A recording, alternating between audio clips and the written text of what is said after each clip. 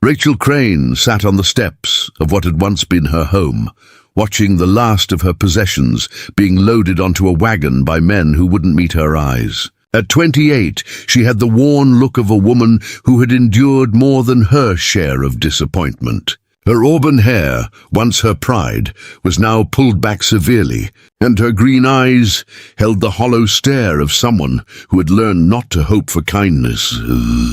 Behind her, the house stood empty for the first time in 5 years. The small bedroom where she had lost 3 babies before they could draw breath. The kitchen where she had prepared countless meals for a husband who grew colder with each failed pregnancy. The parlor where the other wives of Bitter Creek had once gathered for tea before they decided that barrenness might be contagious. Now it was just another abandoned building in a town that collected them like tumbleweeds.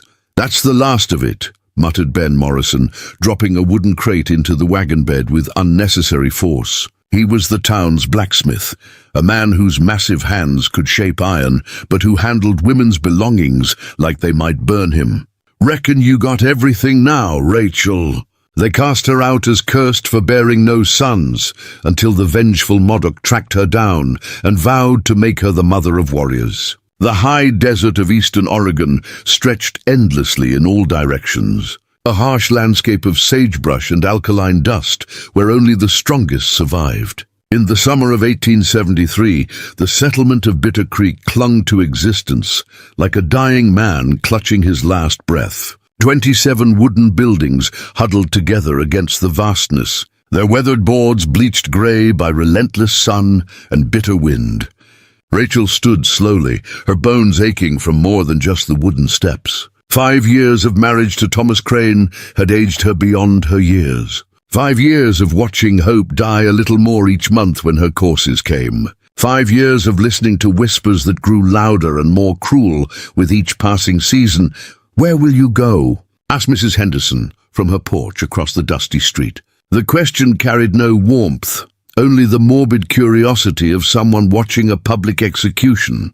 Mrs. Henderson had birthed 7 children, 4 of them sons, and wore her fertility like a badge of honor.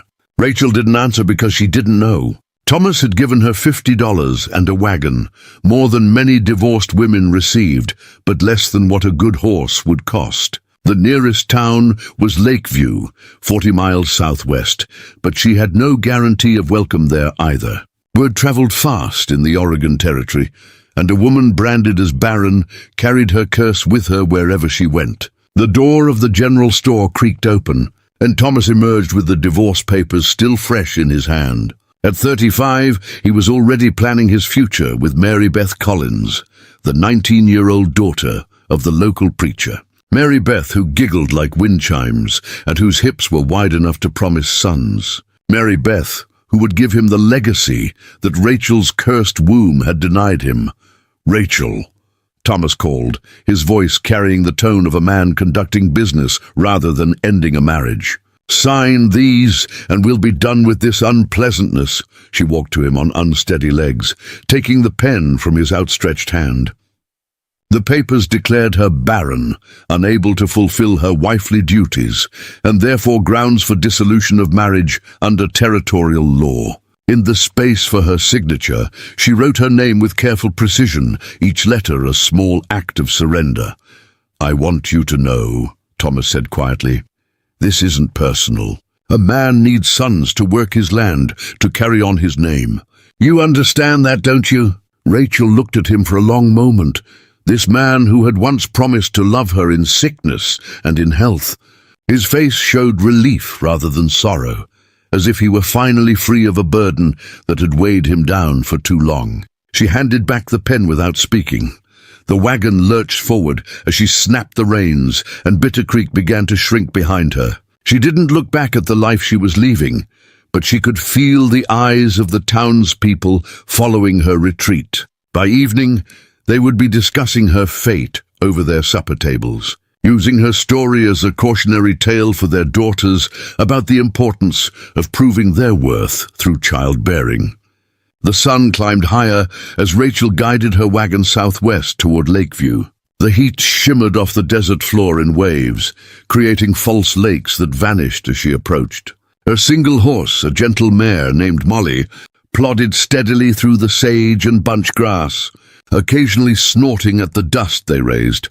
Around midday, Rachel stopped to rest beside a small creek that cut through the landscape like a silver thread. She let Molly drink while she sat in the shade of a lone cottonwood, eating bread and dried meat that would have to last until she reached civilization. The silence was absolute, except for the whisper of wind through the leaves and the gentle gurgle of water over stones.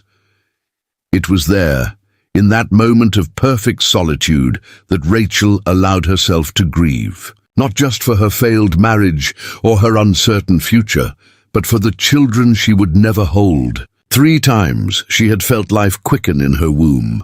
3 times she had dared to hope, to plan, to dream of tiny hands and first words and bedtime stories. 3 times that hope had been crushed by blood and pain and the devastating silence of a birthing room where no cry announced new life. The tears came hard and fast, years of suppressed sorrow pouring out like water from a broken dam. She wept for the nursery that had remained empty, for the cradle Thomas had built and then burned in frustration, for the baby clothes she had sewn in secret and hidden away like shameful evidence of her failure.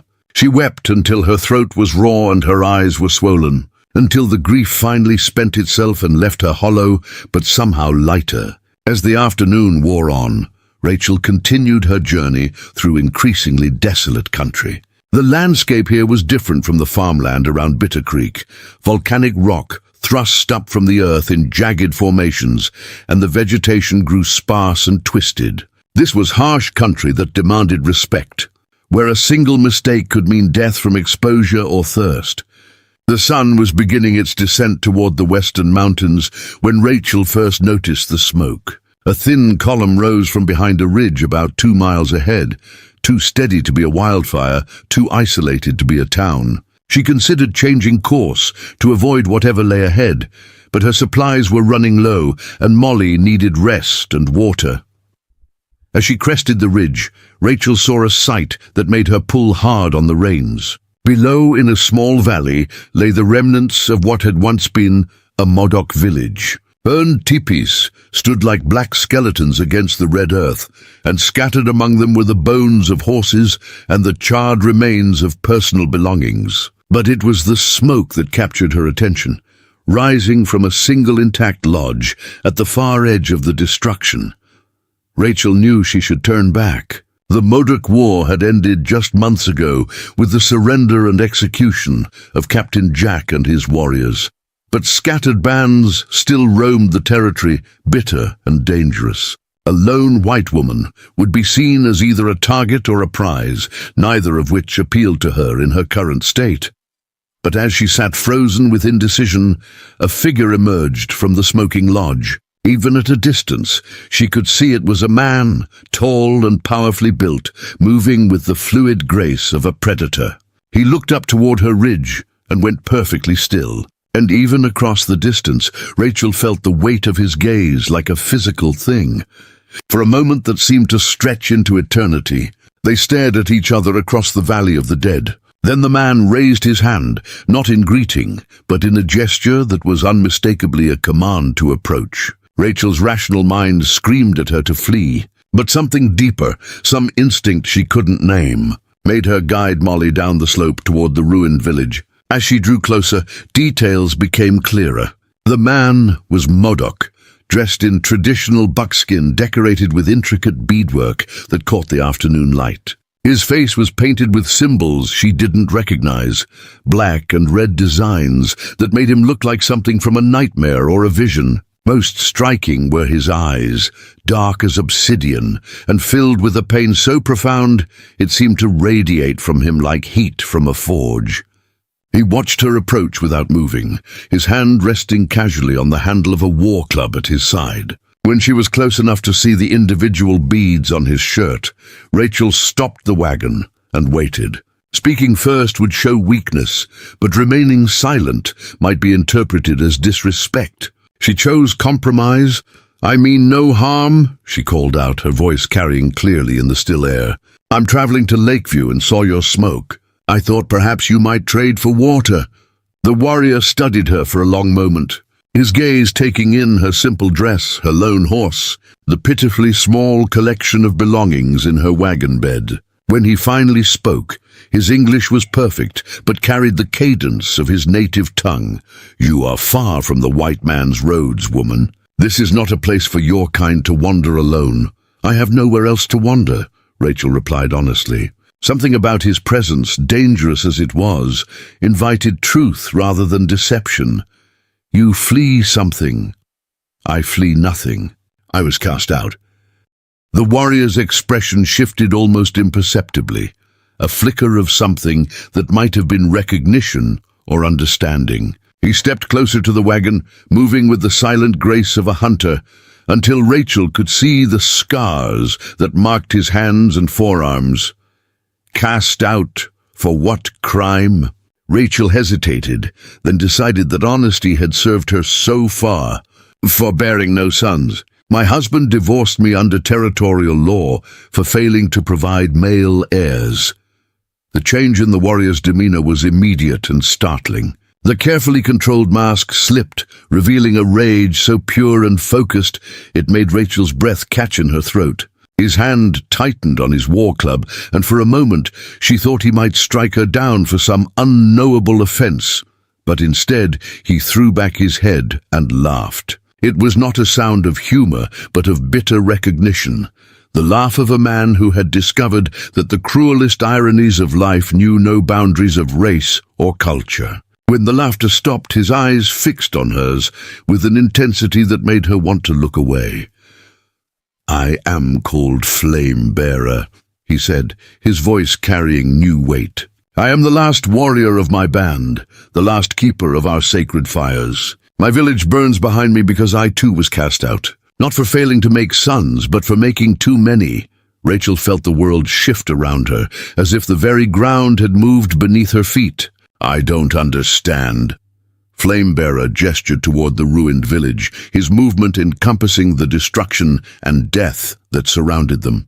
"My sons, my brothers, my father, all lie buried in this ground. They died because they followed me into war against your people. The survivors cast me out for leading them to destruction, for bringing death to our children instead of protecting them." The irony was so perfect, so cruel, that Rachel felt tears spring to her eyes again. Here was a man cursed for having too many sons to lose, meeting a woman cursed for having too few to bear. The desert wind picked up, swirling dust between them like the ghosts of all their failures. "Why do you tell me this?" Rachel asked. Flamebearer stepped closer, close enough that she could see the pain etched in every line of his face, the weight of loss that bent his shoulders despite his obvious strength. When he spoke, his words carried the force of a prophecy. "Because the spirits have brought you to me for a purpose, woman of the white tribe. You mourn the sons you could not make. I mourn the sons I made and lost. Together we are whole." Rachel stared at him, her mind struggling to process what he was suggesting. The impossibility of it, the danger, the sheer audacity of even considering such a thing. But beneath her shock, something else stirred. A flicker of hope so fragile, she hardly dared acknowledge it. "What are you saying?" Flamebearer's eyes burned with sudden intensity, and when he spoke, his voice carried the weight of a sacred vow. "I am saying that the white men who cast you out as cursed know nothing of true power. I'm saying that a woman who carries the strength to survive their judgment carries the strength to bear warriors. I'm saying that if you stay with me, I will teach you what it means to be the mother of legends." The wagon creaked in the wind, and Molly stamped restlessly, sensing the tension in the air. Rachel felt as if she stood at the edge of a cliff, with only two choices: leap into the unknown or turn back to certain destruction. Behind her lay Bitter Creek and a future of charity and pity, forever marked as the barren woman who couldn't fulfill her purpose. Ahead lay something she couldn't even name, but which called to something deep in her soul. "And if I refuse? And then you continue to Lakeview, and I continue my exile alone. But know this, Rachel Crane, whose husband cast her out for failing him. The spirits do not bring two broken people together without purpose. Refuse, and you may spend the rest of your life wondering what might have been. The sun touched the rim of the western mountains, painting the sky in shades of fire and blood. In the growing twilight, the ruined village seemed to shimmer with possibility, as if the very air were alive with the ghosts of the future as well as the past. Rachel looked at this man who claimed he could see purpose in her pain, who spoke of making her the mother of warriors when her own people had branded her as cursed. "What would you have me do?" Flamebearer smiled then, and it transformed his entire face. The pain was still there, the loss and the anger, but underneath burned something else. Hope, determination, the absolute certainty of a man who had found his path in the darkest hour. First, you must choose to stay. Not for a night or a week, but for as long as it takes. Second, you must let me teach you the old ways, the true ways of calling life from the spirit world. And third, you must trust that a woman strong enough to survive her own people's cruelty is strong enough to bear children who will reshape this land. Rachel closed her eyes, feeling the weight of the decision pressing down on her like the vast sky above. When she opened them again, Flamebearer was still watching her with that unwavering intensity, waiting for her answer with the patience of a hunter who knows his prey will eventually come within range. "I'll stay," she whispered, and the words seemed to echo across the valley like a thunderclap. The fire crackled between them as night settled over the ruined village like a heavy blanket. Rachel sat cross-legged on a woven mat that Flamebearer had retrieved from his lodge, her hands wrapped around a cup of bitter tea made from herbs she couldn't identify. The taste was sharp and earthy, nothing like the delicate chamomile she had known in her former life. Flamebearer moved around the fire with ritualistic precision, adding specific plants to the flames that sent up columns of sweet-smelling smoke. Each addition was accompanied by words in his native tongue, spoken so quietly they seemed more like thoughts given voice than actual speech. Rachel watched, mesmerized by the fluid grace of his movements and the way the firelight played across the intricate beadwork of his shirt. "The first teaching," he said without looking at her, "is that your white medicine men know nothing of women's power. They see only failure, where they should see potential blocked by fear and grief." Rachel shifted uncomfortably on the mat. "The doctor said my womb was damaged, 3 babies lost before they could draw breath. They said I would never carry to term." Flamebearer finally turned to face her, his dark eyes reflecting the dancing flames. "Your doctors see bodies as machines that break and cannot be fixed. We see them as rivers that can be dammed but never destroyed. The water always finds a way to flow again." He reached into a leather pouch at his side and withdrew a handful of small, dark seeds. As he scattered them into the fire, the flames turned blue and green, casting otherworldly shadows across his painted face. "Tell me about the first child you lost." The question hit Rachel like a physical blow. In 5 years of marriage, Thomas had never asked her to speak about the losses. The townswomen had offered platitudes about God's plan and mysterious ways, but no one had ever wanted to hear the actual details of her grief.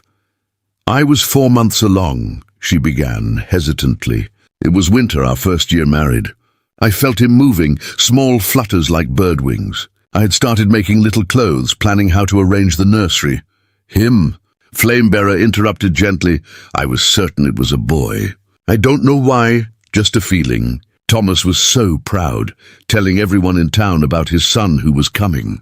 He bought a wooden horse, carved it himself from oak wood." The memory brought tears to her eyes, but she continued. "One morning I woke up bleeding. By evening it was over. The midwife said these things happen, that I was young and would have plenty more chances." Flamebearer nodded slowly, adding more herbs to the fire. The smoke grew thicker, wrapping around them like a living thing. "And the second. 2 years later. I made it to 6 months that time. Started showing, had to let out my dresses. The whole town was watching, waiting to see if I could finally give Thomas his heir. Rachel's voice broke slightly, but she forced herself to continue. I felt her kick for the first time on a Sunday morning in church, right during the sermon about Sarah finally bearing Isaac in her old age. I thought it was a sign that God was finally answering my prayers, but she too returned to the spirit world before her time. The pain started during a thunderstorm. I labored for 2 days, but she was too small too early. The midwife let me hold her for a few minutes before Rachel couldn't finish the sentence. The memory of that tiny, perfect face was still too painful to bear. Flamebearer waited in respectful silence before speaking again. And the third, last year. I didn't tell anyone this time, not even Thomas, not until I was sure. I made it to 7 months before my body betrayed me again. The doctor from Lakeview came this time. He said there was something wrong with my womb, some flaw that meant I would never carry a baby to full term. And your husband blamed you. It wasn't a question, but Rachel answered anyway. He said God was punishing me for some secret sin, that maybe if I prayed harder, confessed whatever wickedness was in my heart, I might be forgiven and allowed to bear him a son. Flamebearer's expression darkened with anger, but his voice remained calm.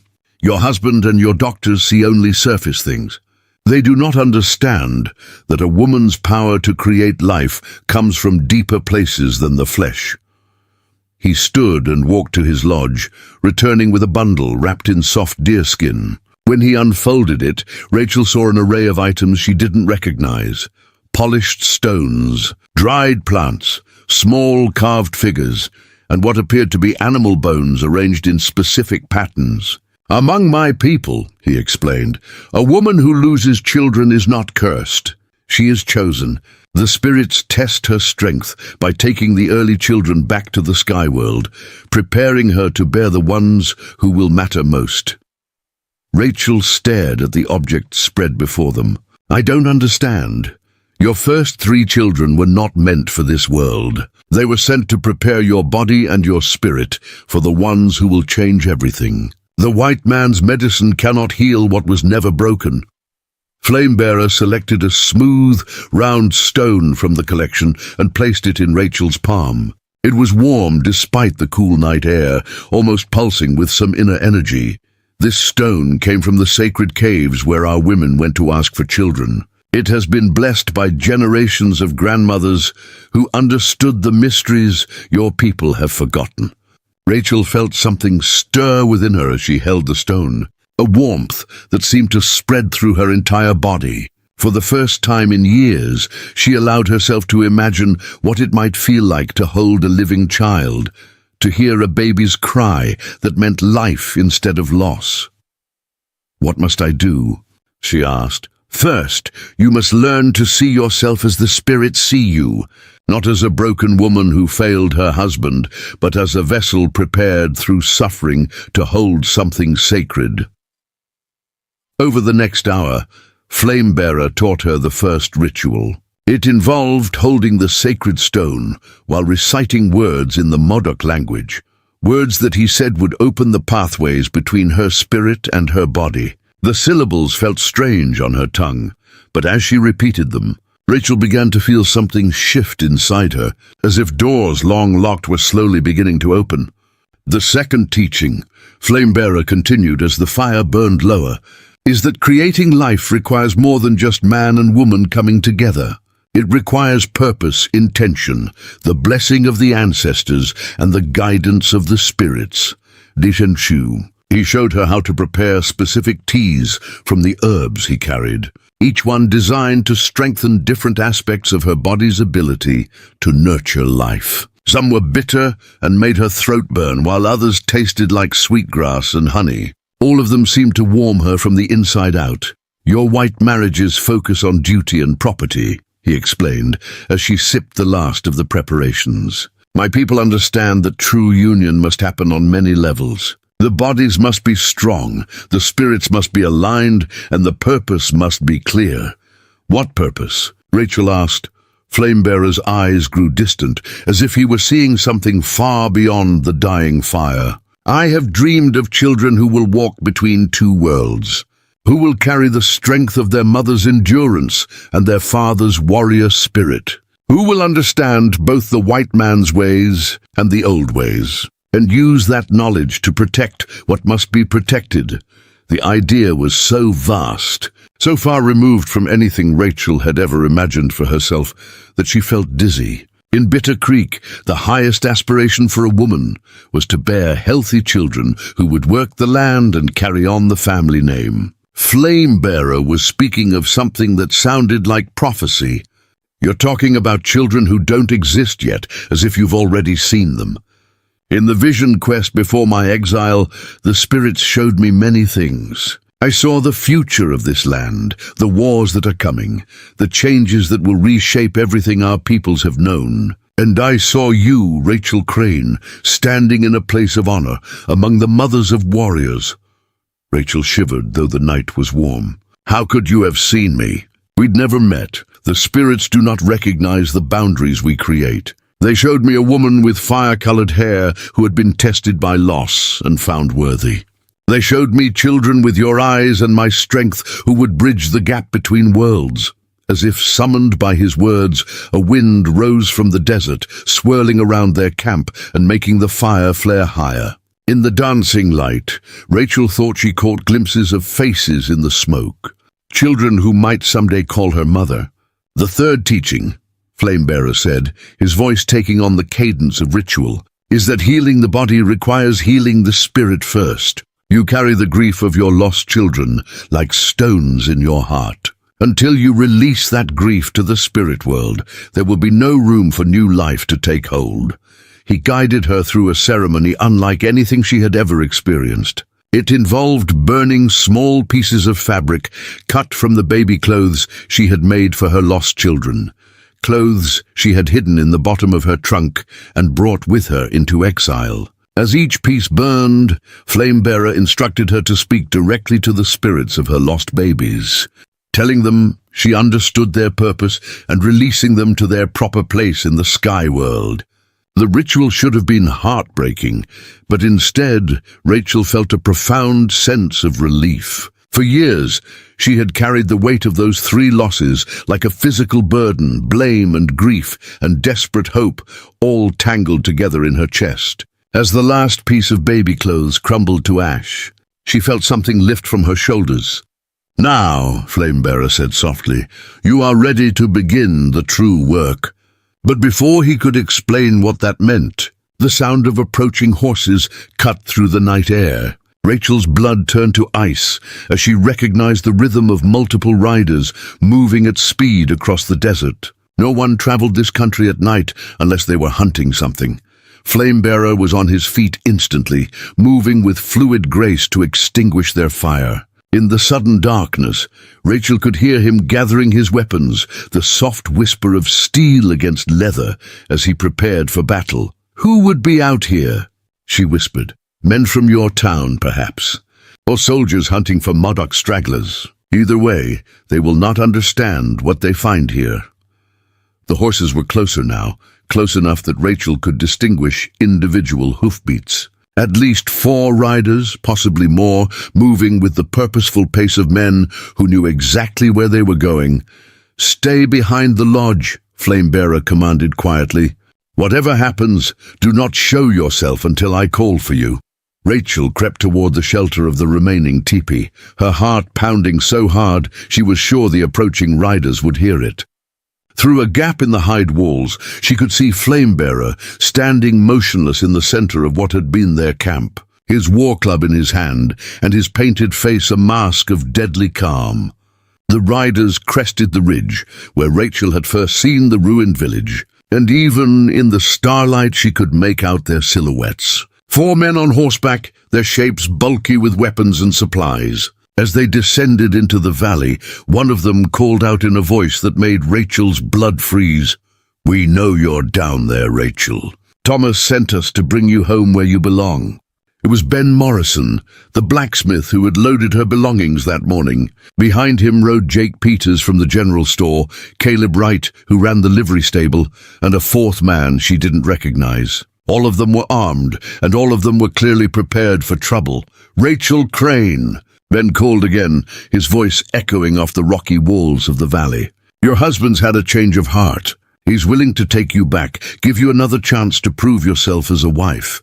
From her hiding place, Rachel watched Flamebearer step forward into the starlight where the riders could see him. Even outnumbered 4-1, he showed no sign of fear or hesitation. Before we jump back in, tell us where you're tuning in from, and if this story touches you, make sure you're subscribed, because tomorrow I've saved something extra special for you. The woman you seek has chosen a different path, he said, his voice carrying clearly across the valley. She is under my protection now. The riders pulled up short, their horses dancing nervously as they caught sight of the Modoc warrior.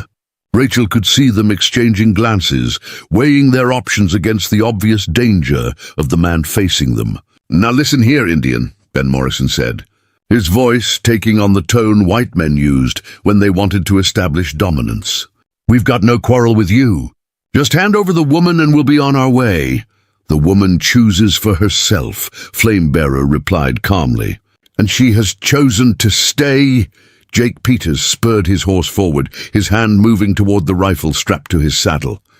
We don't have time for this nonsense. Rachel, if you can hear me, you need to come out now. This savage has probably filled your head with all kinds of lies. But your place is back in Bitter Creek with your own people. From her hiding place, Rachel felt a surge of anger, unlike anything she had ever experienced. These men had stood by and watched while she was cast out as cursed. They had loaded her belongings like she was already dead, had whispered about her failures and her shame. Now they had the audacity to claim they were rescuing her. Before she could think about the consequences, Rachel stepped out from behind the lodge and into the starlight. The sight of her standing beside Flamebearer sent a ripple of shock through the mounted men. I heard you, Jake Peters, she said, her voice carrying a strength that surprised even her. And I choose to stay right where I am. The fourth rider, the stranger, spoke for the first time. His voice had the flat, dangerous tone of a man accustomed to violence. Ma'am, I don't think you understand the situation. This here's a renegade Indian. Probably killed his share of white folks. He's got you confused, maybe threatened you. We're here to take you somewhere safe. Safe. Rachel laughed, and the sound had a wild edge that made the horses shift nervously. Safe like I was in Bitter Creek? Safe like I was when my own husband divorced me for failing to give him sons? Safe like I was when this entire town watched me be cast out and did nothing to help? Ben Morrison's face flushed with anger. Now see here, Rachel. Thomas made a mistake, I'll grant you that. But he's realized his error. He wants you back, wants to try again. You can't throw away your whole life over one moment of foolishness. One moment. Rachel's voice rose with indignation. 5 years of marriage, 3 dead babies, and finally being declared cursed and barren. That wasn't one moment, Ben Morrison. That was my entire adult life. Flamebearer moved slightly, positioning himself between Rachel and the riders. The movement was subtle, but unmistakable, a warrior's instinct to protect what he considered his own. The woman has made her choice, he said again, his voice carrying a finality that made the night air seem to thicken. Honor it or face the consequences. The stranger's hand moved toward his gun, and Rachel felt the moment balanced on a knife's edge. 4 armed men against 1 Modoc warrior and a woman they considered hysterical. The odds were clear, but something in Flamebearer's absolute stillness suggested that numbers might not matter as much as the riders thought. Last chance, Rachel, the stranger said, his voice cold as winter wind. Come with us now, or we take you anyway. Rachel looked at these men who claimed to represent safety and civilization, then at the warrior who had offered her something she had never dared dream of. The choice should have been obvious, should have been easy. Instead, she felt the weight of her entire future pressing down on her like the vast desert sky. I choose to stay, she said, and her voice carried across the valley like a war cry. The stranger's gun cleared leather faster than Rachel thought possible, but Flamebearer moved like liquid shadow. His war club whistled through the air, connecting with the man's wrist with a sickening crack that sent the weapon spinning into the darkness. Before the gunman could even cry out, The Modoc warrior had rolled beneath the nearest horse, causing it to rear and throw its rider hard against the rocky ground. "Kill him!" Ben Morrison shouted, fumbling for his own rifle, but the words had barely left his mouth when Flamebearer's knife found the cinch strap of Morrison's saddle. The blacksmith tumbled backward as his saddle slid sideways, taking him down in a tangle of leather and confusion. Jake Peters managed to get his rifle halfway to his shoulder before Flamebearer's thrown war club struck him in the chest, driving the breath from his lungs and toppling him from his mount. In less than 30 seconds, 4 armed men had been reduced to groaning figures scattered across the desert floor. Rachel stood frozen in amazement, watching as Flamebearer moved among the fallen riders with deadly efficiency. He collected their weapons, tossing guns and knives far into the sagebrush where they couldn't be easily retrieved. The horses, trained for frontier work, stood their ground despite the violence, snorting nervously but not bolting. "You have a choice," Flamebearer announced to the downed men, his voice carrying the absolute authority of a predator addressing prey. "Leave now on foot and live to see your families again. Stay and join the bones that already rest in this valley." The stranger, clutching his broken wrist, struggled to his feet. Blood ran from a cut on his forehead where he'd struck the rocks, but his eyes burned with rage and humiliation. "This isn't over, Savage. When word gets back to the territorial marshal about what happened here," "What happened here?" Flamebearer interrupted, stepping close enough that the man could feel his breath. "Is that 4 armed men attacked a peaceful camp and were driven off by superior skill. Tell whatever story you choose, but remember that the desert keeps its own secrets." Ben Morrison groaned as he rolled to his knees, his face twisted with pain and embarrassment. "Rachel, for God's sake, think about what you're doing. This man is a killer, a heathen. He'll use you up and discard you like garbage." Rachel surprised herself by stepping forward, her fear replaced by a cold fury she had never felt before. "Like Thomas used me up? Like this town discarded me when I couldn't provide what they wanted? At least Flamebearer sees something in me worth protecting. Jake Peters spat blood as he struggled to stand. He sees a white woman he can degrade, probably trade to other savages for horses or whiskey. "You're nothing but a prize to him." The words had barely left his mouth when Flamebearer's hand shot out, grasping Peters by the throat and lifting him slightly off the ground. The Modoc's voice when he spoke was quiet, but it carried the promise of death. "Speak of her like that again, and I will remove your tongue before I remove your scalp." He released Peters, who collapsed gasping to the rocky ground. The message was clear to all 4 men. Rachel was under the protection of a warrior who would kill to defend her honor. It was more protection than any of them had ever offered her. "Go," Flamebearer commanded, pointing toward the ridge they had descended. "Tell Thomas Crane and whoever sent you that Rachel has found her true path. Tell them that any who come seeking her again will not leave this valley alive." The 4 men gathered themselves slowly, injured pride mixing with genuine fear as they looked at the implacable warrior standing over them. They began the long walk back toward their horses, which had wandered only a short distance during the fight. "This isn't finished," the stranger called back as they reached their mounts. "The territorial government doesn't negotiate with renegade Indians. There'll be soldiers, a proper expedition. Let them come," Flamebearer replied. "This land has drunk the blood of soldiers before." Rachel watched the riders disappear into the darkness, their retreat marked by the sound of hoofbeats fading into the distance. Only when the night was completely silent again did she realize she was trembling, not from fear, but from the overwhelming rush of having someone fight for her. "Are you hurt?" Flamebearer asked, his voice immediately gentle again as he turned his attention to her. "No, but you could have been killed. 4 against 1, 4 frightened men against one who fights for something sacred," he corrected. "The spirits guide the hands of those who serve their purpose." As if summoned by his words, a strange glow began to appear on the eastern horizon. Rachel initially thought it might be dawn, but the light was wrong, too red and too sudden. As she watched, a blood-red moon began to rise, its color so intense it seemed to pulse with inner fire. Flamebearer saw it at the same moment and dropped to one knee. His head bowed in what was clearly reverence. When he spoke, his voice carried the weight of prophecy. The blood moon rises on the night you chose your new path. The spirits have accepted your decision and marked this moment as sacred. The crimson light bathed the ruined village in an otherworldly glow, making the burned teepees look like ancient monuments and casting long shadows that seemed to dance with their own life. Rachel felt something stir within her, a sense of destiny so powerful it took her breath away. "What does it mean?" she whispered.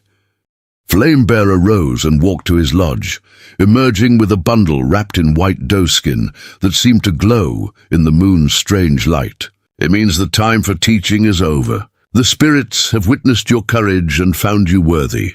Tonight, under the blood moon, we will call forth the children who will reshape this world." Rachel's heart began to race as she understood what he was suggesting. After years of failure and loss, the idea of deliberately attempting to create life felt both terrifying and exhilarating. Is it possible? After everything that's happened? The blood moon appears perhaps once in a generation, and only when great change is coming to the world. That it rises tonight, after you stood against your own people to claim your destiny, is no coincidence. Flamebearer began unwrapping the bundle, revealing objects that seemed to pulse with their own inner light under the crimson moon. Sacred stones carved with symbols, feathers from birds Rachel didn't recognize, small bottles containing liquids that seemed to shift and move of their own accord. "These are the tools used by my grandmother's grandmother to call forth the greatest warriors of our people. They have been blessed by generations of medicine women who understood the deep mysteries of creation." Rachel stared at the objects, feeling their power even from a distance. "I don't know your ways, your customs. What if I do something wrong?" The spirits do not concern themselves with perfect technique," Flamebearer assured her. "They respond to pure intention, to the depth of desire, to the willingness to surrender everything for the sake of new life." He began preparing a space in the center of the valley, using white sand to create intricate patterns that seemed to shift and flow in the blood moon's light. Each design was precise, purposeful, part of a ceremony that had been performed for countless generations. "Remove your dress," he instructed, his voice taking on the formal cadence of ritual. "The spirits must see you as you truly are. Without the coverings of your old life." Rachel hesitated, her white upbringing warring with the primal recognition that this moment was sacred beyond conventional morality. The blood moon pulsed overhead, and she could feel its influence pulling at something deep within her body. She undressed slowly, letting the simple cotton dress fall to the desert floor like a discarded skin. In the crimson light, her pale body seemed to glow with its own luminescence, and she felt a power awakening that she had never known she possessed. Flamebearer had also removed his buckskin shirt, revealing a torso marked with scars and painted symbols that seemed to rise in the shifting light. He knelt in the center of his sand patterns and began to chant in the Modoc language, words that seemed to resonate not just in the air, but in the very ground beneath their feet. Rachel found herself drawn forward as if by invisible threads, her bare feet following the sand patterns until she stood at the edge of the sacred space. The chanting seemed to enter her bloodstream, filling her with a warmth that had nothing to do with the desert night. "Speak your true desire," Flamebearer commanded, his eyes reflecting the blood moon's fire. "Tell the spirits what you call forth from the realm of possibility." Rachel felt words rising from someplace deeper than thought, deeper than fear or doubt, or the accumulated weight of past failures. When she spoke, her voice carried power she had never possessed. "I call forth children of two worlds, strong enough to bridge what has been torn apart. I call forth sons and daughters who will carry their father's warrior spirit and their mother's endurance. I call forth the next generation who will heal what we have broken." The blood moon seemed to pulse brighter at her words, and the very air around them began to shimmer like heat waves rising from summer stones. Flame-bearer extended his hand toward her, and she saw that his palm was marked with symbols drawn in what appeared to be his own blood. "Take my hand, and we will forge the future together." Rachel reached out without hesitation, her palm meeting his in the center of the sacred space. The moment their skin touched, energy coursed through both of them like lightning, and she felt barriers inside her body dissolving that she hadn't even known existed. What followed was unlike anything in Rachel's previous experience. The coupling that had produced her 3 lost pregnancies had been dutiful, mechanical, focused on the goal rather than the journey. This was ritual and celebration, a joining that involved not just their bodies, but their spirits, their histories, their dreams for what might come.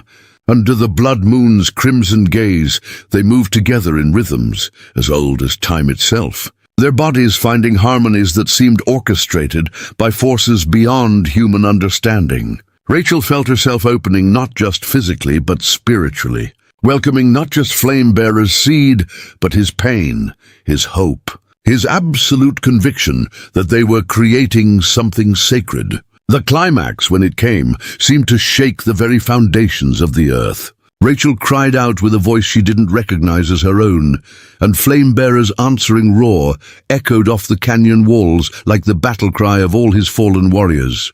Above them, the blood moon reached its zenith, bathing their joined bodies in light that seemed to penetrate to their very souls. In that moment of perfect unity, Rachel felt something shift deep within her womb. Not the tentative quickening she had experienced before, but a fierce, determined claiming of space, as if a spirit of incredible power had decided this was where it belonged. She gasped with the intensity of it, tears streaming down her face as she realized what was happening. "Did you feel that?" she whispered. Flame-bearer's eyes were bright with tears and triumph. "I felt 3 spirits enter the sacred space. 3 children who have been waiting in the sky world for the right moment to return to Earth. 3. Rachel could barely speak the word. Twins to be born first, a boy and a girl who will understand both worlds from birth. And another son who will come later, when the time is right for his particular gifts. Rachel felt the truth of his words resonating in her bones. After years of emptiness, her body suddenly felt gloriously, powerfully full. Not just with the possibility of new life, but with the absolute certainty of it.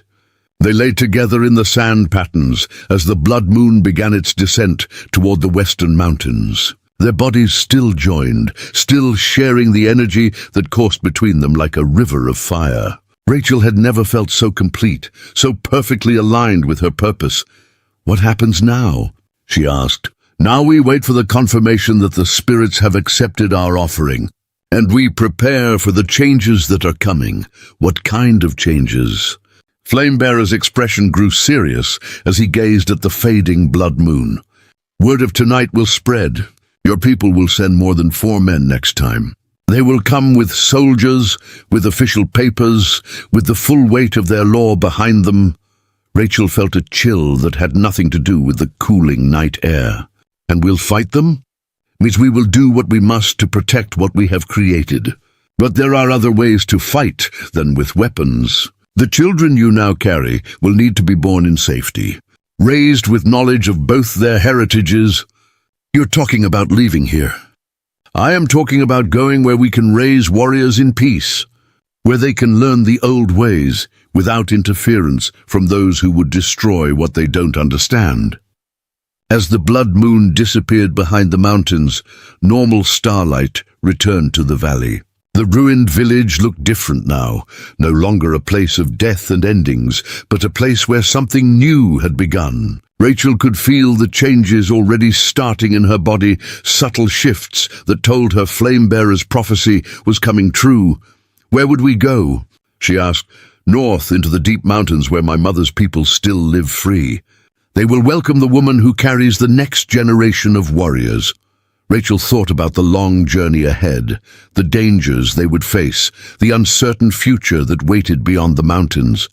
Then she thought about Thomas Crane and Bitter Creek, about a life of quiet desperation and slow death of the spirit. The choice was no choice at all. When do we leave? It's at first light. The spirits have blessed our union, but we must be wise as well as faithful. Your former husband's rescue party will return with reinforcements, and we must be gone before they arrive. As dawn approached, Rachel helped Flamebearer pack the sacred objects and gather supplies for the journey ahead. She felt different than she had just hours before, not just in her body, but in her entire being. The frightened, broken woman who had been cast out of Bitter Creek was gone, replaced by someone who carried the future of two peoples within her womb. The first rays of sun painted the eastern sky in shades of gold and pink, a gentle contrast to the blood moon's crimson fire. As they loaded their horses for the journey north, Rachel took one last look at the valley where her new life had begun. "Ready?" Flamebearer asked, his voice soft with understanding. Rachel placed her hand over her belly where she could swear she already felt the stirring of new life. "I'm ready."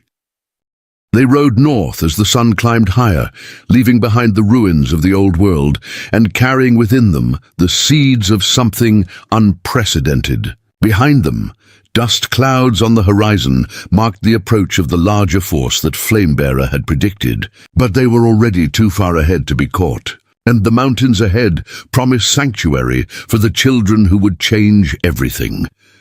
3 weeks into their journey north, Rachel's body began to change in ways that defied everything she thought she knew about pregnancy. Unlike her previous losses, which had been tentative and fragile, this pregnancy announced itself with unmistakable force. Her breasts swelled almost overnight. Her appetite became ravenous, and most remarkably, she could feel distinct movements from what Flamebearer insisted were two separate children. They had been traveling through increasingly rugged terrain, following ancient trails that seemed to exist more in Flamebearer's memory than on the actual landscape. The horses picked their way carefully along narrow ledges and through dense forests of pine and fir, always climbing higher into mountains that touched the clouds themselves. "How much further?" Rachel asked as they paused to rest beside a crystal-clear stream that tumbled down from snow-covered peaks. Her back ached from the long days in the saddle, but she felt stronger than she ever had in her life. "One more day," Flamebearer replied, his eyes scanning the peaks above them with the alertness of a man who had learned never to completely relax. "My mother's sister Winterhawk leads a band of free Modoc who refuse to surrender to the soldiers. They have lived in these mountains for generations, in places the white man has never seen. As if to emphasize the isolation of their destination, a golden eagle circled overhead, its cry echoing off the canyon walls like a wild benediction. Rachel watched it soar effortlessly on the thermal currents, free and magnificent in a way that made her heart ache with recognition. That night they camped in a grove of ancient pines, whose trunks were so massive that 10 people holding hands couldn't encircle them. Flamebearer built their fire from deadfall, explaining that smoke from living wood might be spotted by pursuers who had proven more persistent than expected. "They're still following us," Rachel said. It wasn't a question. She had sensed the presence behind them for days, a feeling of being watched that made her skin crawl with unease. "A cavalry patrol with Indian scouts," Flamebearer confirmed grimly. "They picked up our trail 3 days ago and have been gaining ground. They move faster because they don't care about the horses, just about catching us." Rachel instinctively placed her hands over her belly, where the twin lives within her seemed to pulse with their own determined energy. "What do they want?" The territorial governor has issued papers declaring me a renegade and you a kidnapped citizen in need of rescue. They have legal authority to use whatever force necessary to bring you back to civilization." The irony wasn't lost on Rachel. The same civilization that had cast her out as worthless now claimed to be rescuing her from the man who had given her purpose and hope. "And if I refuse to go, then they will take you anyway, by force if necessary. And they will hang me as an example to other Indians who might think to claim white women." They sat in silence for a while, listening to the night sounds of the high country, the distant howl of wolves, the rustle of small creatures in the underbrush, the whisper of wind through the massive pines. Rachel found herself memorizing every detail, knowing that this might be their last peaceful night together. "Tell me about Winterhawk," she said finally. "Will she accept me?" Flamebearer's expression softened with memory. "She is my mother's younger sister, but she has always been the true leader of our family. When I was a boy, she taught me that strength comes not from winning battles, but from protecting what matters most. And what matters most to her. The continuation of our people, our ways, our connection to the land that birthed us.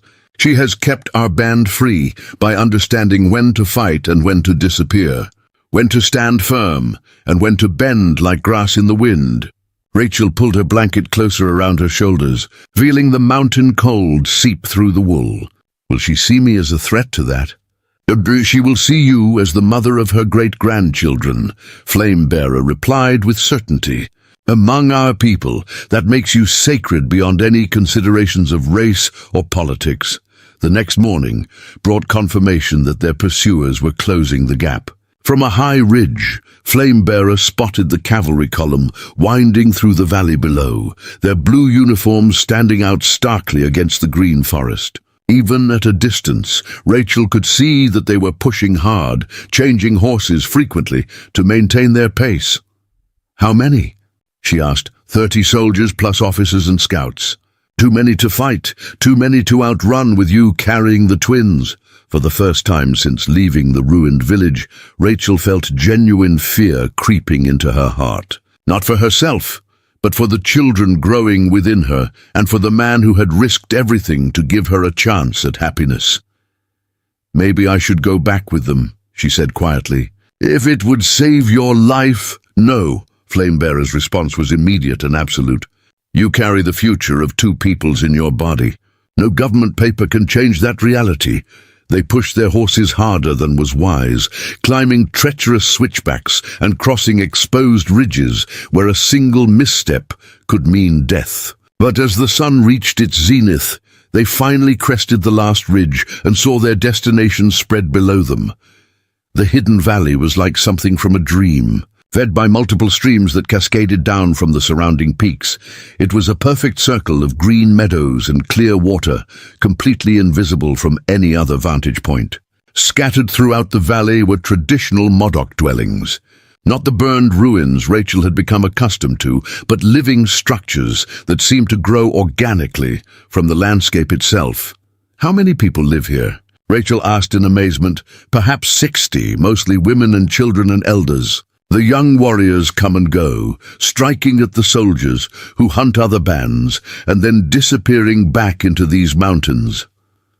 As they descended into the valley, figures began emerging from the dwellings. Rachel felt their eyes upon her with an intensity that made her acutely aware of her pale skin and foreign clothes. But there was no hostility in their gaze, only curiosity and something that might have been hope. The woman who approached them was clearly Winterhawk, though Flamebearer's description hadn't prepared Rachel for the sheer force of her presence. Perhaps 50 years old, she moved with the fluid grace of someone half her age, and her dark eyes held depths of wisdom and power that made Rachel feel suddenly young and uncertain. "Nephew," Winterhawk said in accented English, embracing Flamebearer with obvious affection. "You have been gone too long from your family." "Aunt," he replied formally. "I bring you the woman the spirits showed me in my vision quest. She carries twin children who will bridge our world and the white world." Winterhawk turned her attention to Rachel, and the older woman's gaze seemed to penetrate straight to her soul. For a long moment they studied each other, the Modoc leader and the exile from Bitter Creek, while the entire village held its breath. "You chose to leave your people for this man," Winterhawk said finally. "Why?" Rachel felt the weight of the question, understanding that her answer would determine not just her welcome here, but the future of her children. Preparing and narrating this story took us a lot of time, so if you are enjoying it, subscribe to our channel. It means a lot to us now. Back to the story. Because my people saw only what I couldn't give them.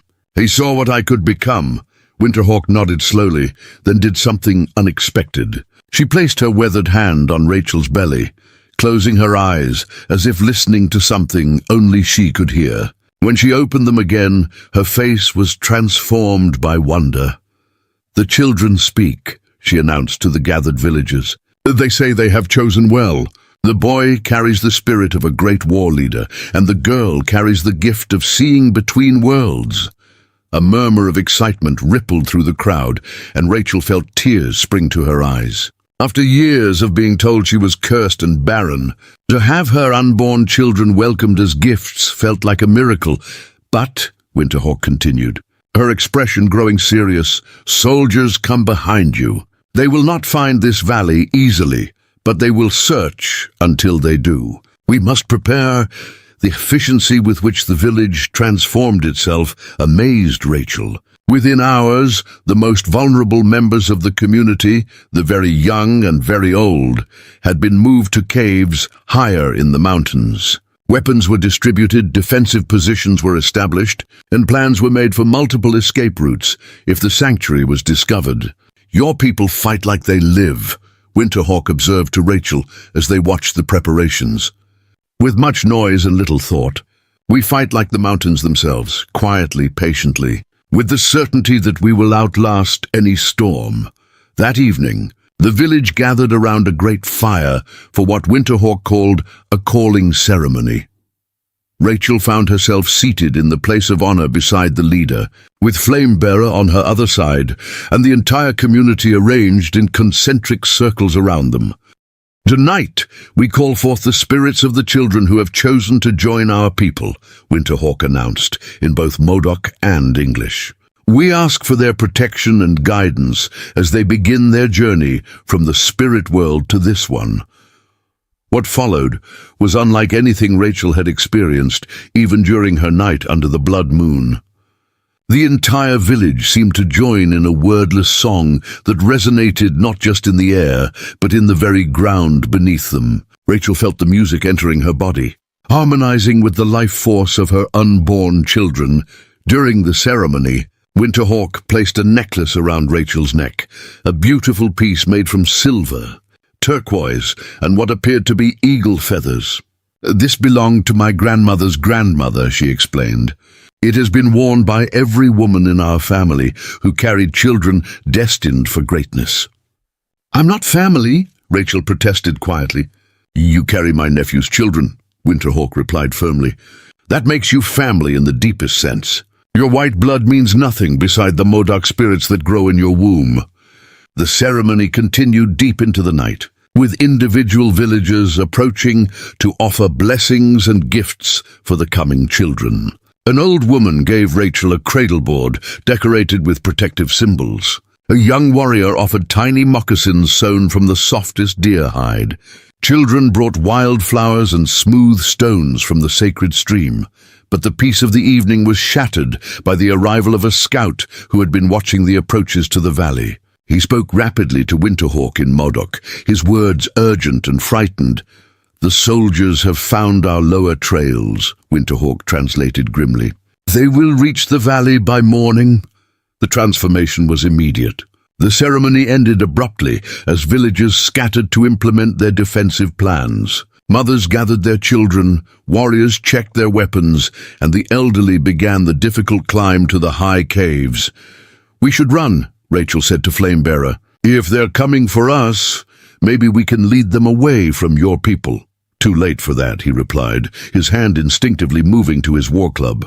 "And in your condition you couldn't outrun a cavalry patrol. We make our stand here." Winterhawk approached them with a bundle wrapped in soft buckskin. "There is another way," she said quietly. "A path known only to our medicine women, one that leads to the sacred caves where our most precious things are hidden during times of war." "A path for one person or two?" Flamebearer asked. "For those who must be preserved above all others. Rachel and the children she carries are the future. You, nephew, are their protector. The rest of us will ensure the soldiers find nothing but empty lodges and cold fires." Rachel realized what Winterhawk was proposing. The entire village would sacrifice itself to ensure her escape, would face 30 armed soldiers to give her and her unborn children a chance at life. "I can't let you do that," she protested. "These people have families, children of their own. These people understand what you apparently do not," Winterhawk replied with gentle firmness. "The children you carry are not just yours, or even just flame-bearers. They belong to all of us, to the future of our people. Protecting them is worth any sacrifice." As dawn approached, Rachel found herself standing at the mouth of a hidden canyon that led deeper into the mountains than she had imagined possible. The path ahead was treacherous and uncertain, but it represented the only chance for her children to be born free. "When will we see you again?" she asked Winterhawk, though they both knew the answer might be never. "When the children are old enough to return and claim their heritage," the older woman replied. "When they are ready to fulfill the destiny the spirits have planned for them." Flamebearer embraced his aunt with the desperate intensity of someone who might be saying goodbye forever. "Take care of our people," he whispered.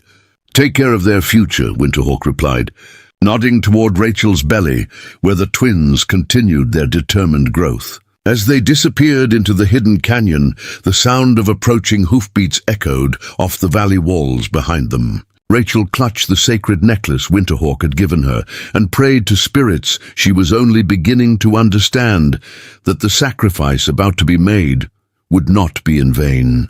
The path ahead was shrouded in morning mist, uncertain and dangerous, but it led toward a future where her children might grow up free to be what the spirits intended them to become. That possibility was worth any risk, any sacrifice, any journey into the unknown.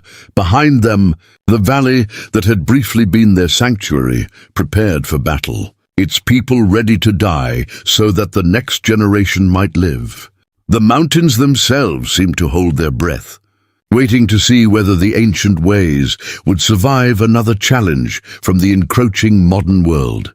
6 months after fleeing Winterhawk's village, Rachel stood on a windswept plateau high above the tree line, her body heavy with twins who seemed determined to be born under the open sky. The sacred caves that had become their refuge lay behind her, carved deep into the mountain's heart by countless generations of Modoc seeking communion with the spirits. Ahead stretched an endless vista of peaks and valleys, a landscape so vast and wild it seemed to exist outside the realm of ordinary human experience. "The children are restless today," Flamebearer observed, watching Rachel's face as another contraction rippled across her swollen belly. They sensed the change coming in the world below. From their vantage point, they could see smoke columns rising from distant valleys, the telltale signs of a territory in upheaval. Word had reached them through the network of free Modoc bands that Winterhawk's village had been destroyed, its people scattered or killed in the battle that followed their escape.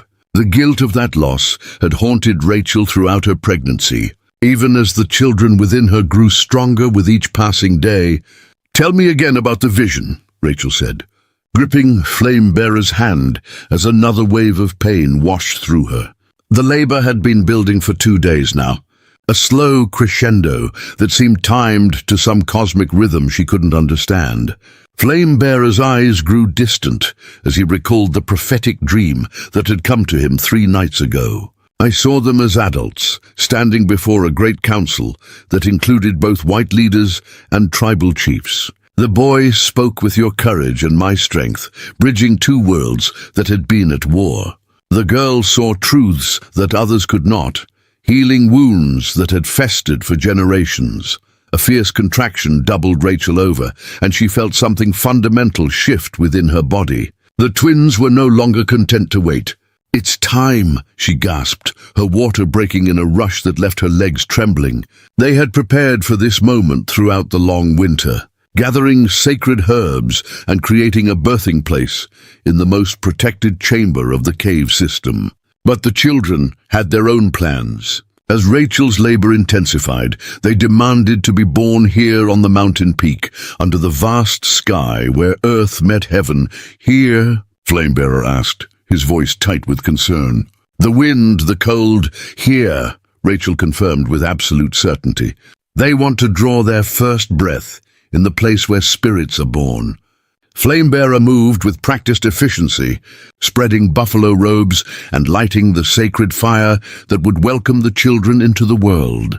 From his medicine bundle, he withdrew the items Winterhawk had entrusted to him: eagle feathers blessed by 7 generations of shamans, water from the holiest springs, and herbs that would ease the passage between worlds. "Sing to them," Rachel commanded, as the contractions came closer together. "Sing them into this world with the old songs." Flamebearer's voice rose above the mountain wind, words in the ancient tongue that spoke of courage, strength, and the eternal cycle of life and death and rebirth. The melody seemed to harmonize with Rachel's breathing, helping her find rhythm in the chaos of bringing forth life. The first child came as the sun reached its zenith, sliding into the world with a warrior's cry that echoed off the surrounding peaks. A boy, as Flamebearer had prophesied, with Rachel's auburn hair and eyes that already held depths of understanding that seemed impossible in a newborn. "Kentpwash," Flamebearer whispered, using the name that had come to him in visions. "He who speaks truth to power." But there was no time for celebration.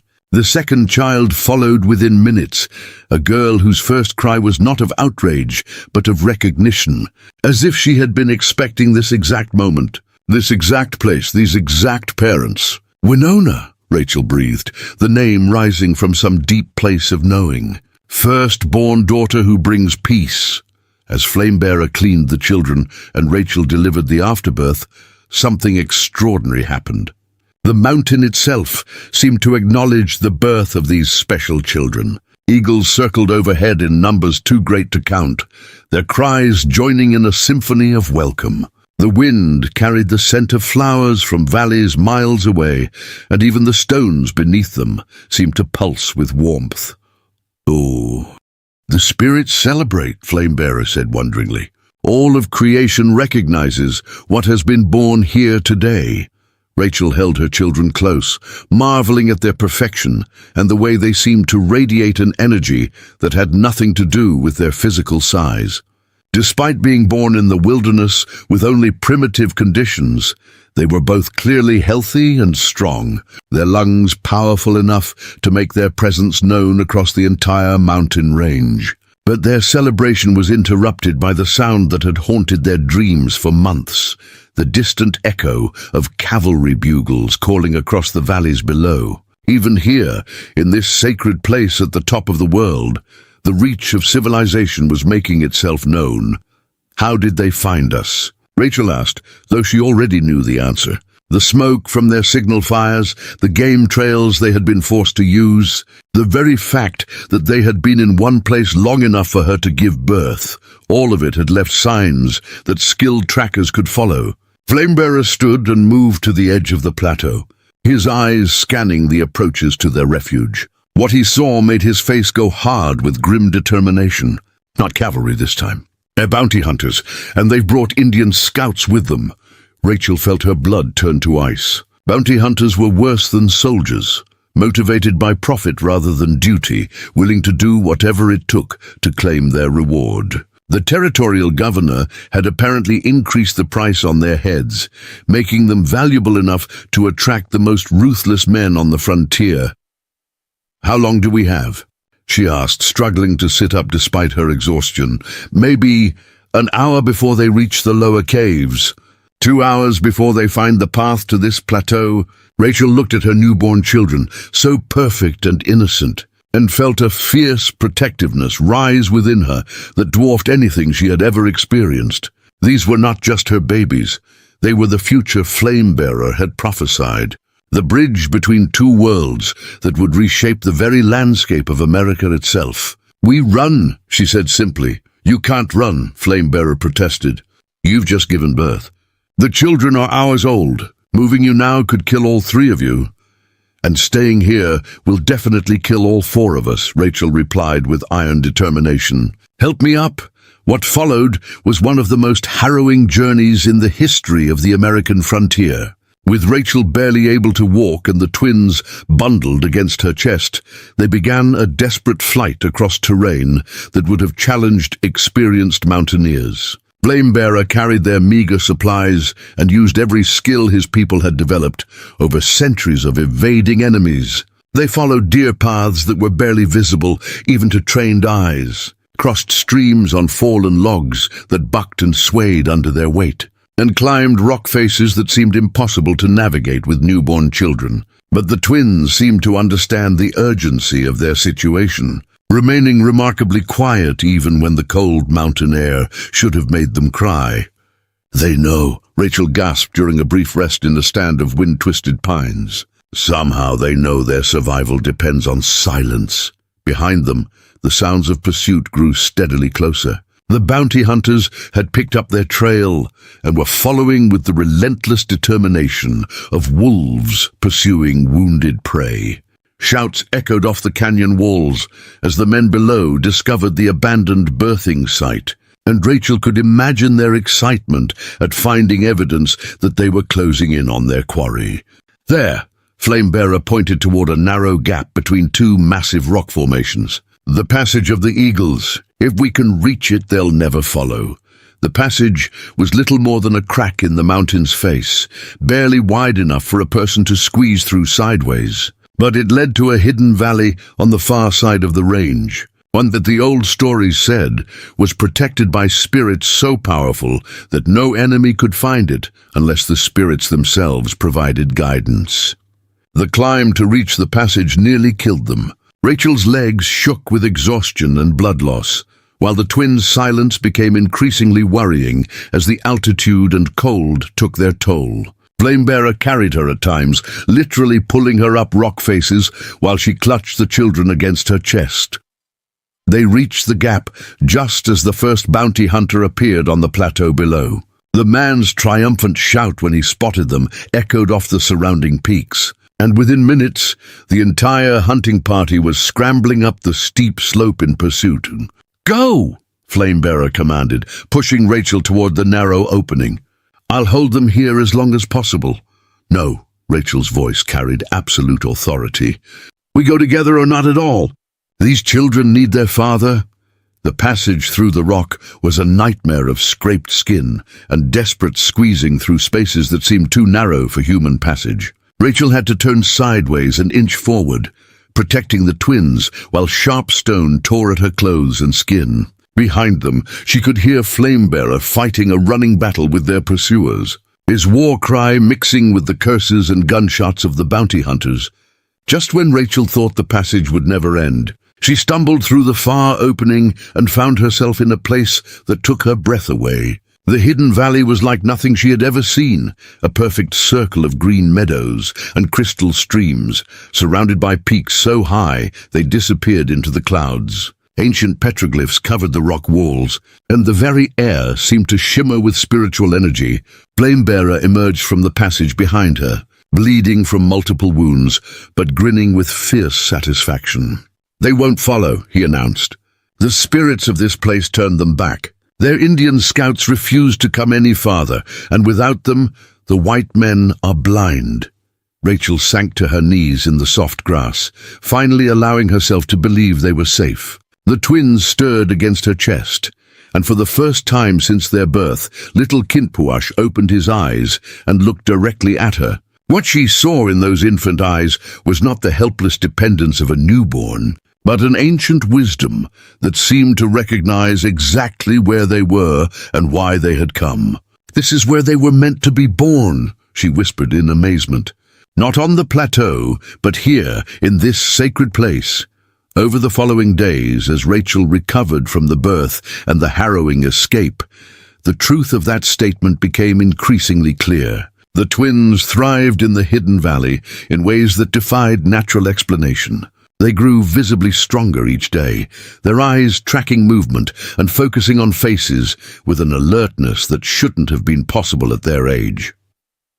More remarkably, they seemed to respond to the spiritual energy of the place itself. When Flamebearer performed the traditional ceremonies to welcome them into the tribe, both children became completely still and attentive. as if they were actively participating in rituals they couldn't possibly understand. "They're learning," Flamebearer observed one evening as they watched the twins sleep beside the sacred fire. "Not just growing, but actually learning the old ways from the spirits of this place." Rachel nodded, her hand instinctively moving to protect the children even in their sleep. "What does that mean for their future?" "It means they will be ready for their destiny much sooner than we expected. Look," Flamebearer pointed to little Winona, who had somehow managed to turn herself in her sleep so that she faced the ancient petroglyphs on the canyon wall. As they watched, her eyes opened and seemed to trace the symbols with an intelligence that sent chills down Rachel's spine. "She's reading them," Rachel breathed. "A week-old baby is reading ancient writing." "Not reading," Flamebearer corrected softly. "Remembering. These children carry the memories of their ancestors in their blood. This valley is awakening those memories." As the weeks passed, more signs of the twins' extraordinary nature became apparent. They rarely cried, seeming to communicate their needs through expressions and gestures that were remarkably clear for infants. They showed preferences for certain foods, certain songs, certain positions that aligned with tribal traditions neither parent had taught them. But perhaps most remarkable was the effect they had on the valley itself. Animals that had never been seen in the area began appearing, eagles that perched near their camp as if standing guard, deer that approached without fear to drink from the stream nearby, even a mountain lion that appeared one evening and simply watched them from a respectful distance before disappearing back into the wilderness. "The spirits are gathering," Flamebearer explained when Rachel expressed concern about the predator's visit. "They recognize that something unprecedented has been born here. These children will reshape not just the human world, but the relationship between all living things." 3 months after the birth, their peaceful existence was interrupted by an unexpected visitor. An old Modoc woman appeared at the edge of their camp one morning, seemingly having materialized from the rock walls themselves. Rachel's first instinct was alarm, but Flamebearer's face showed only joy and recognition. "Grandmother Singing Bird," he said, using the formal address for a tribal elder. "How did you find us?" The ancient woman smiled, her face creased with lines that spoke of decades of wisdom and hardship. "The children called to me in my dreams, great nephew. They are ready to receive their true names and their first teachings." What followed was a ceremony unlike anything Rachel had witnessed, even during her time with Winterhawk's people. Singing Bird performed rituals that seemed to awaken dormant powers in the twins, speaking to them in the old tongue as if they were adults rather than infants. And impossibly the children seemed to respond, their eyes following her movements with an understanding that transcended their physical age. "From this day forward," Singing Bird announced as the ceremony concluded, "these children carry the hopes of 7 generations. They will face trials that would break ordinary people, but they are not ordinary. They are the bridge between worlds, the healers of ancient wounds, the leaders who will guide both peoples through the darkness that is coming." Rachel felt the weight of prophecy settling over her children like a mantle they were somehow already prepared to wear. Looking at their perfect faces in the firelight, she saw not just her babies, but the future itself, shaped by love that had transcended every barrier their worlds had tried to place between them. "What darkness?" she asked, though part of her didn't want to know the answer. Singing Bird's expression grew grave as she gazed toward the canyon entrance, as if she could see events unfolding far beyond their hidden sanctuary. Great changes are coming to this land. Wars that will reshape the map, technologies that will transform how people live, conflicts between the old ways and the new that will test every soul.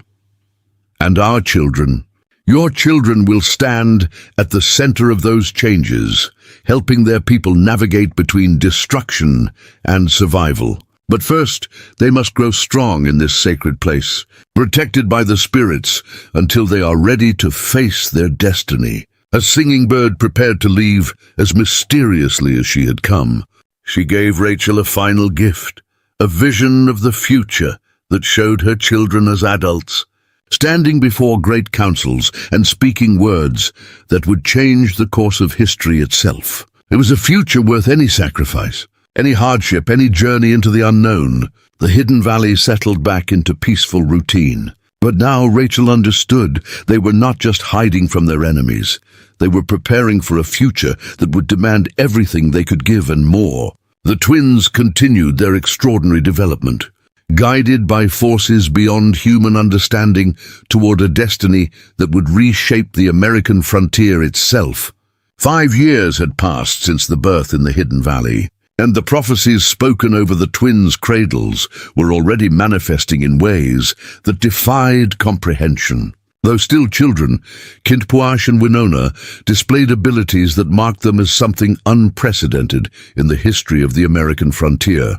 At 5 years old, they spoke both English and Modoc with equal fluency, understood complex tribal politics, and showed an intuitive grasp of the tensions reshaping the Western territories. The Hidden Valley had served as their sanctuary and their school, but on this crisp autumn morning in 1878, it was about to become the stage for a confrontation that would determine the fate of two civilizations.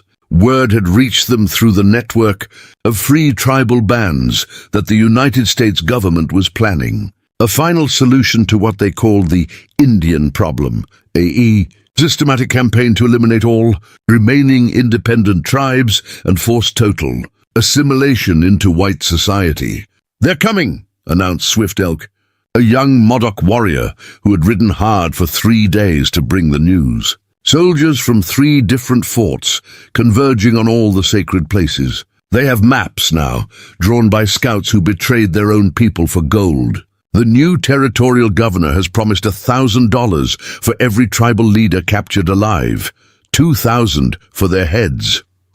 Rachel felt her heart clench with a familiar fear, but it was different now. No longer the helpless terror of a woman with no choices, but the fierce protectiveness of a mother who had raised children destined to change the world. At 33, she had become something her younger self could never have imagined. A bridge between cultures, fluent in both languages, respected by Modoc elders as a keeper of sacred traditions. Her auburn hair now showed streaks of silver from years of mountain sun and worry, but her green eyes burned with a determination that had been forged in the fires of loss and reborn in the miracle of purpose. Flamebearer studied the crude map Swift Elk had drawn in the dirt, marking the positions of the approaching columns. The years of peace in the valley had given him something more valuable than fighting skills, wisdom about when battles must be fought and when they could be avoided. But as he looked at his children, now playing quietly by the sacred fire while discussing strategy in voices far too mature for their ages, he knew this was one battle that could not be avoided. His war paint had long since faded, replaced by the patient lines of a father and teacher, but the warrior's fire still burned in his dark eyes. "How many soldiers total?" he asked, his voice carrying the weight of someone who had seen too many friends die in hopeless conflicts. "Maybe 200, plus artillery and supply wagons. They're not coming to negotiate this time. The new territorial governor wants to make his reputation by finishing what others started. They have orders to burn every village, capture every leader, and relocate all survivors to the reservation in Oklahoma." Little Kintpuash looked up from the wooden warriors he had been arranging in complex battle formations. His auburn hair caught the firelight, marking him clearly as his mother's son, but his eyes held the ancient depths of his father's people. Despite being only 5, his voice carried an authority that made grown men listen. "Then we don't let them finish it. We show them that some things are more powerful than armies." "You're talking about war," Rachel said quietly, kneeling beside her son and studying the miniature battlefield he had created. "Against the entire United States military. I'm talking about truth," Winona corrected, her young voice holding the mystical quality that had marked her from birth. Though she was building a small village from twigs and stones, her words carried wisdom that seemed to come from somewhere far beyond her 5 years. Her dark hair fell in waves around a face that was clearly her father's, but her analytical mind showed the influence of her mother's heritage. About showing both sides what they've forgotten in their hunger for victory, over the past 5 years, the twins had developed abilities that went far beyond their mixed heritage. Gintwash could inspire loyalty in warriors twice his age, his words carrying a power that transcended his physical size. During tribal gatherings, grown men would fall silent when he spoke, as if recognizing some ancient authority in his young voice. Winona possessed an almost supernatural ability to see through deception and conflict to the underlying truths that could heal seemingly impossible divisions. She had once ended a bitter dispute between two rival bands simply by asking why they were really angry, cutting through weeks of posturing to reveal that both groups were simply afraid of losing their children to disease. "The spirits have been preparing us for this moment," Gintwash continued, standing to face the adults with a composure that was unsettling in someone so young. Not to hide anymore, but to stand between two worlds and stop them from destroying each other. Rachel exchanged glances with Flamebearer, both recognizing that their children were no longer really children in any conventional sense. The Sacred Valley had accelerated their development in ways that defied natural law, filling them with knowledge and purpose that would have taken decades to acquire under normal circumstances. Sometimes Rachel would catch them in deep conversation with empty air, as if consulting invisible advisors who offered guidance from beyond the physical world. "What are you suggesting?" Flamebearer asked his son, though from the resigned expression on his face, Rachel suspected he already knew the answer. "That we go to them," Winona replied, setting down her toys with the finality of someone making a momentous decision. "That we walk into their camp and show them what they're really fighting." The audacity of the plan took Rachel's breath away. Two 5-year-old children, no matter how extraordinary, walking into a military encampment to confront the full might of the United States Army. It was madness, suicide, impossible. Yet as she looked into their faces, she saw not childish bravado, but the calm certainty of people who had seen the future and knew their place in it. "They'll kill you on sight," she protested, her voice breaking slightly. "You're just children?" "No," Winona said with absolute certainty, her dark eyes reflecting depths that belonged to someone far older. "They'll be too curious to kill us immediately.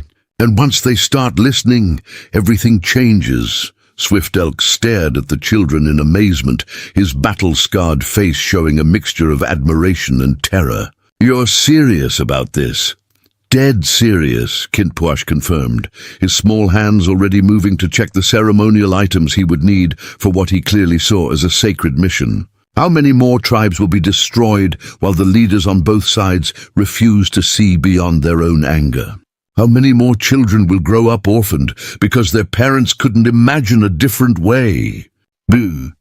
Flamebearer knelt beside his children, placing a hand on each of their shoulders. "The path you're choosing is more dangerous than any battlefield. You'll be asking men to abandon everything they've been taught about enemies and allies, about civilization and savagery. They may not have the courage to hear what you're offering. Then we'll give them courage," Winona replied simply. "The same way you gave Mother courage when everyone else saw only failure." That evening, as the family prepared for what might be their final night together, Rachel found herself marveling at the strange turns her life had taken. 5 years ago, she had been a discarded wife, branded as cursed and worthless. Now she was the mother of children who spoke casually about reshaping the relationship between entire civilizations. The woman who had once been unable to produce a single living child now found herself responsible for 2 beings who carried the hopes of generations on their small shoulders. "Are you afraid?" she asked Winona as she brushed her daughter's dark hair by the firelight, trying to memorize every detail of this moment. "Not afraid," the little girl replied thoughtfully, her fingers tracing patterns in the soft dirt that looked remarkably like the ancient symbols carved into the valley walls. Excited. We've been waiting our whole lives for this moment, even if we didn't know it, and if the soldiers don't listen, then we'll make them listen, Kinpwash said from across the fire, his young voice carrying absolute conviction, not with weapons, but with truth so powerful they can't ignore it. Mother, you showed the whole town of Bitter Creek that a woman's worth isn't measured by her ability to bear sons. Now we'll show both armies that strength isn't measured by the ability to kill enemies. The next morning brought the distant sound of military bugles echoing across the mountains, their brazen calls cutting through the dawn like declarations of war. The army was closer than expected, perhaps only hours away from discovering the hidden valley. If the twins were going to attempt their impossible mission, it had to be now.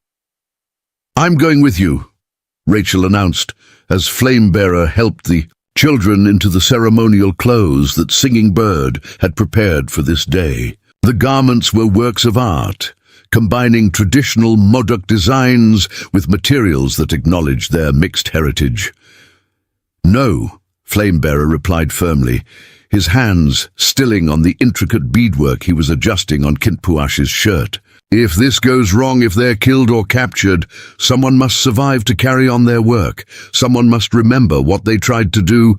Their work is my work," Rachel said, with iron determination, her voice carrying echoes of the steel that had allowed her to survive being cast out as cursed.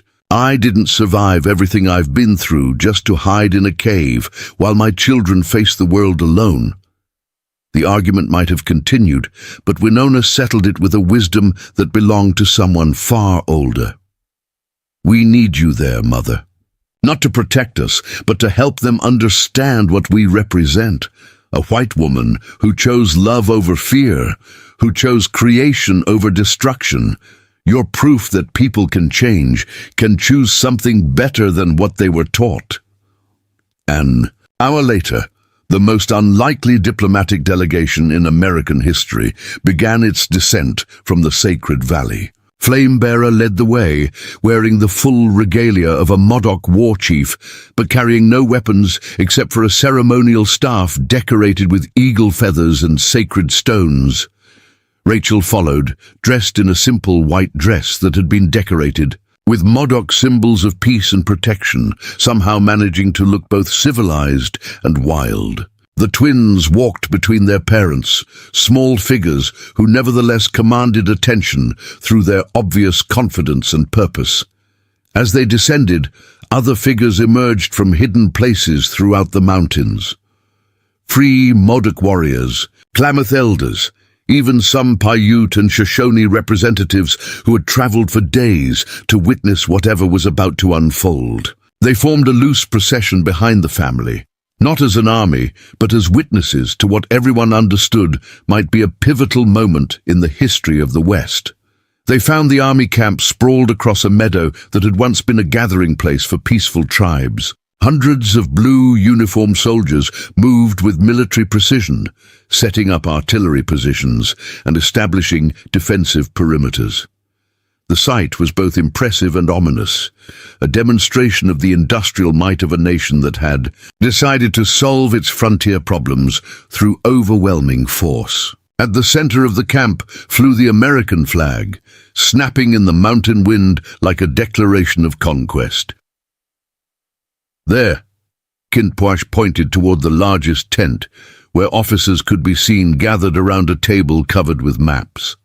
"That's where we need to be." Their approach caused an immediate stir. Sentries called out challenges, weapons were raised, and within minutes they found themselves surrounded by nervous soldiers who clearly had no idea what to make of this strange family walking calmly into their midst. The presence of the tribal witnesses on the surrounding ridges added to the tension, creating a sense that the entire region was holding its breath.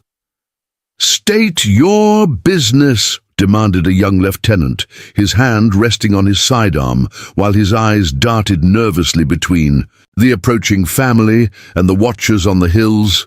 "We've come to speak with your commanding officer," Kinpuash replied in perfect English, his child's voice carrying an authority that made the soldiers exchange uncertain glances. About ending this war before it begins. About what? About ending this war before it destroys everything worth saving, Winona added, her dark eyes meeting those of each soldier in turn with a directness that made grown men shift uncomfortably. Word of their arrival spread quickly through the camp like wildfire. Within minutes, Colonel Harrison emerged from the command tent, a career military man whose weathered face showed the weariness of someone who had spent too many years fighting wars that seemed to have no end. Behind him came his staff officers, their expressions ranging from curiosity to outright hostility at this unprecedented interruption of military protocol. "I'm Colonel Harrison, commanding this expedition," he announced, studying the unlikely group before him with the calculating gaze of a professional soldier. "You're either very brave or very foolish to walk into a military camp, especially with hostile Indians watching from the hills." "We're necessary," Rachel replied, stepping forward with a dignity that made several soldiers straighten unconsciously. Despite her simple dress and the obvious signs of years spent in the wilderness, she carried herself with the authority of someone who had faced down impossible odds and emerged victorious. "My name is Rachel Crane, and these are my children. We've come to offer you something your maps and your weapons cannot provide, which is a way to win without destroying what you're trying to protect," Kinpuash said, his young voice carrying across the suddenly silent camp with surprising power. Colonel Harrison stared at the 5-year-old boy who spoke like a seasoned diplomat, then at the girl beside him whose eyes seemed to hold depths of knowledge that belonged to someone decades older. The absurdity of the situation warred with something in their bearing that demanded to be taken seriously. "And what exactly are you trying to protect, son?" "The same thing you are, sir," Winona replied with a smile that transformed her face and seemed to brighten the entire meadow. "The future. The difference is that we know the future requires both worlds to survive." The crowd of soldiers that had gathered around them grew larger by the minute, drawn by curiosity about the children who spoke with such impossible wisdom. Many of these men had families of their own, daughters and sons they were fighting to protect, and there was something about the twins that reminded them of everything they had left behind. The hostility that had initially greeted the family's arrival was beginning to shift into something else, a reluctant fascination with these strange children who seemed to embody possibilities none of them had dared imagine. "Colonel," one of the soldiers called out, a grizzled sergeant whose uniform showed the stains of a dozen campaigns. "Maybe we should hear what they have to say. My own boys, about their age." Harrison looked around at his men, seeing something in their faces that he hadn't expected. Not the bloodthirsty eagerness for battle that usually characterized pre-combat situations, but genuine curiosity and something that might have been hope.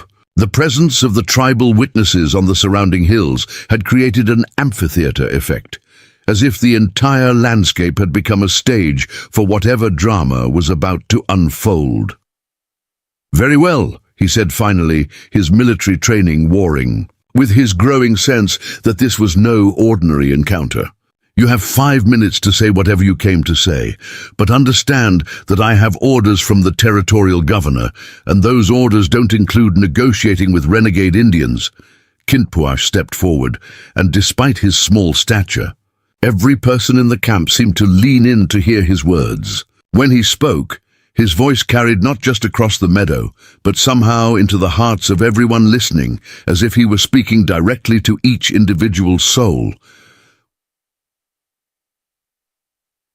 "You came here to end a war," he began, his child's voice somehow carrying the weight of centuries of conflict, "but you're about to start a bigger one, not just between soldiers and warriors, but between everything this land was meant to become and everything fear wants to make it." Winona joined her brother, her voice weaving together with his in a harmony that seemed to transform the very air around them. The effect was hypnotic, compelling, as if the twins were channeling something far greater than their individual selves. You see enemies where there could be teachers. We see strangers where there could be family. The choice between these visions will determine whether your children inherit a land of war or a land of peace.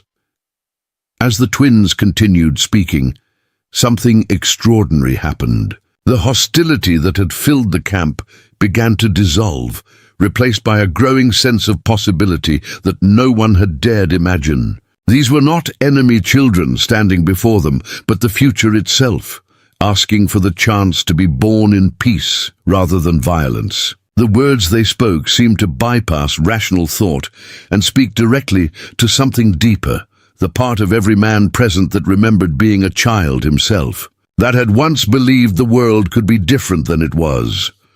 "We are proof," Kinpuash declared, his small hand finding his sister's in a gesture that somehow managed to be both childlike and profoundly symbolic. That two peoples can become one without either losing what makes them strong. Our mother was cast out by her people for failing to bear sons, but she found her true purpose in bearing children who could heal the wounds between worlds. Winona continued the thought seamlessly, her voice rising with a passion that seemed impossible in someone so young.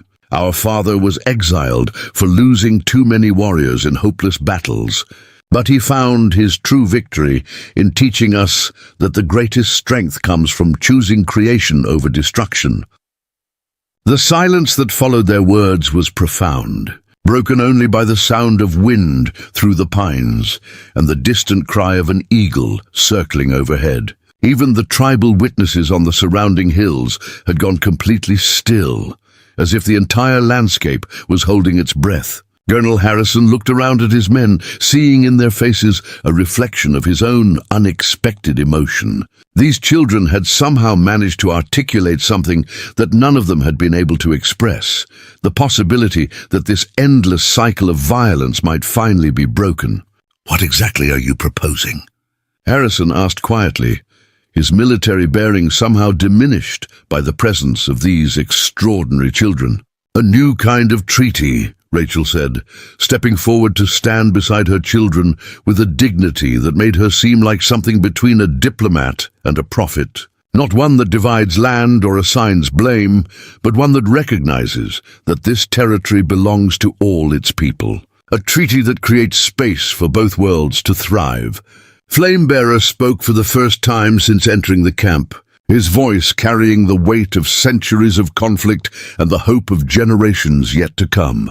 "The old ways of making war have failed both our peoples. These children offer a new way, not submission by either side, but partnership in building something neither could create alone." What followed was the most extraordinary negotiation in the history of the American frontier. Instead of the usual demands and ultimatums, threats and counter-threats, the discussion centered around possibilities. What if the expertise of the tribes in living sustainably on the land could be combined with the technological innovations of white civilization? What if the wisdom of traditional governance could inform the development of territorial law? What if the children of both peoples could grow up learning from each other instead of learning to hate each other?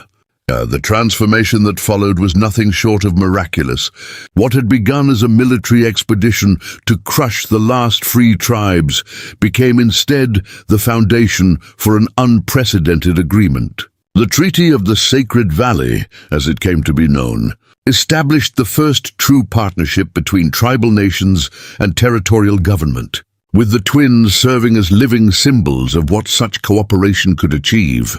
Years later, historians would struggle to explain how two 5-year-old children had managed to prevent what could have been one of the bloodiest campaigns in frontier history. But those who were present that day understood that they had witnessed something beyond politics or military strategy. They had seen the power of innocence combined with wisdom, of love choosing to trust rather than fear choosing to destroy.